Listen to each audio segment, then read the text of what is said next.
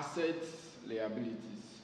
Assets are actually things that bring money into your pocket. So if you have something that actually generates money for you, that is an example of an asset. Liabilities are things that take money out of your pocket. So once assets bring money into your pocket, liabilities actually take money out of pocket. What is the qualifying denominator between the rich and the poor?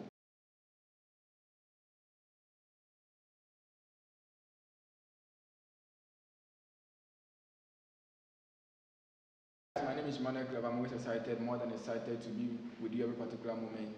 And then this particular video, looking at how we can understand assets and liabilities and how we can position ourselves to choose the best for our success journey. It has always been success with Clever. We are more than proud, we are more than excited to always discuss success with you. That is why you need to like this video. Don't forget to subscribe.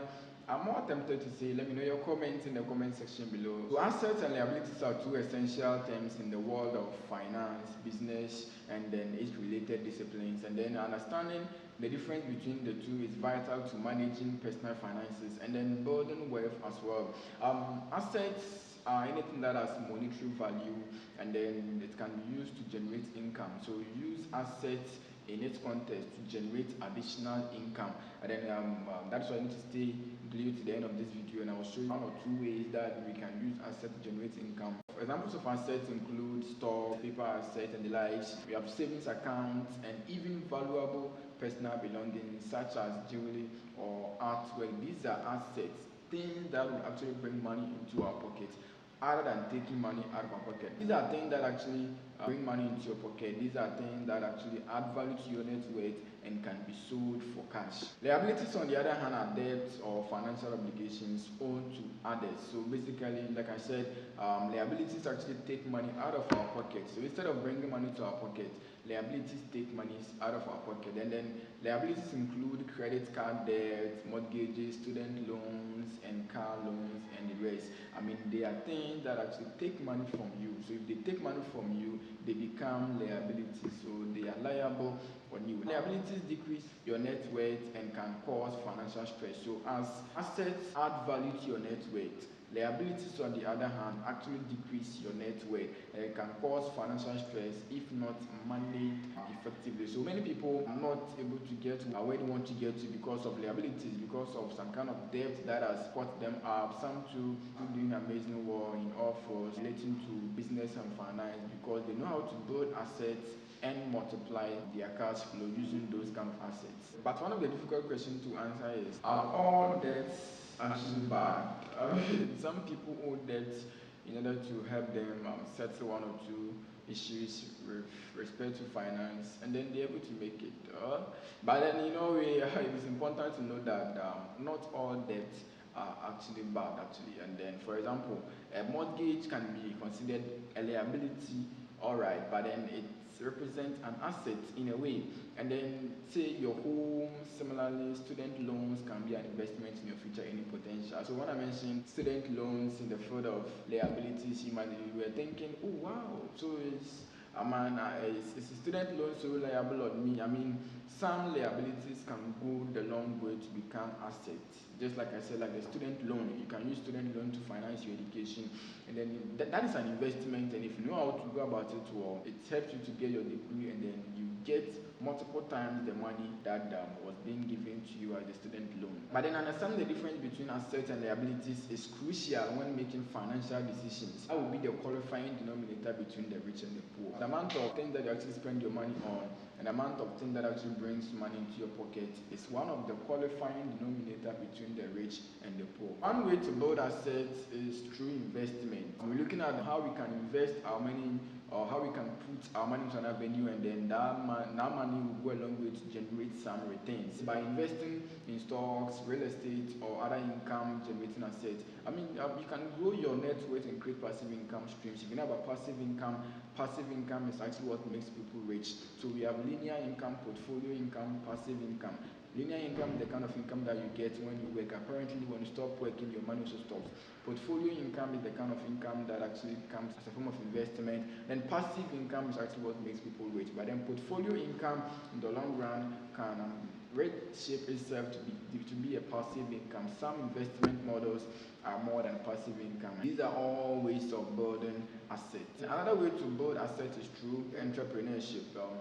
If you can set up a business and that business provides product to people, that is one of the ways to actually build and multiply yourself in terms of finance.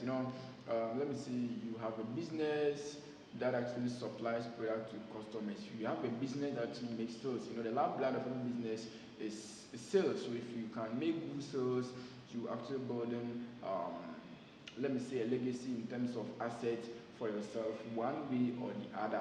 Then by creating a business or developing intellectual property. Now, don't forget that there's a big difference. There's some sort of difference between business and entrepreneurship. That is why I say entrepreneurship is one of the ways to build assets. And then by creating a business too is also, or by having a business is also a way of building an asset for yourself. There's a difference between entrepreneurship and business, and I will explain that one in my subsequent videos. That is why you need to subscribe to our channel to know more of such things and how you can position yourself to be one of the gurus that we talk about in terms of finance. And if you can also develop an intellectual property that generates income, that is also an asset. What is intellectual property? If I'm able to write a book, if you're able to write a book, it's an asset. The book generates money for you. Let me take for instance a book like Akiola, Concise, those kind of things. When I was in primary, my seniors used to use Akiola, but up till now Akiola is still in the system. Why? Because it has become an asset. And that asset continually generates money for Akiola. It is an asset. So if you can write your own book, and then you know how to publish the book and get the book in the households of people, the book becomes an asset and continually generates money for you. Let me say music. Let's say music like Sweet Mother, I no go forget you. Anytime there is an occasion in respect to celebration of motherhood, the song is being played, and then the song has become an asset in a way because it will continually generate money for you. In subsequent videos, I'll talk more about creating passive income and ways you can actually create passive income for yourself. Not only that, you can also publish a video. See if you can create YouTube videos like what I'm doing right now, like how you are watching me.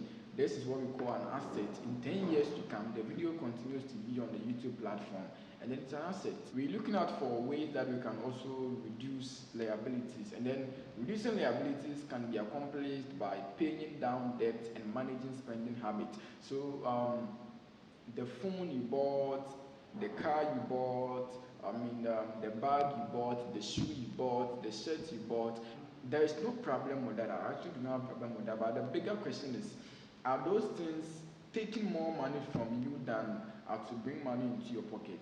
If the thing that you spend your money on, if your spending habits or the ecosystem of your spending in the form that takes more money than is to bring money into your pocket, then you're actually preparing yourself for the poverty presidential race. The reason being that, say I'm a worker, let me say my monthly salary is around $500 or better still 5,000 Ghanaian cedis. At the end of the month, I'm able to spend say 6,000. It means my spending, or let's say my expenditure, exceeds that of my income, and that I'm more likely to run into debt.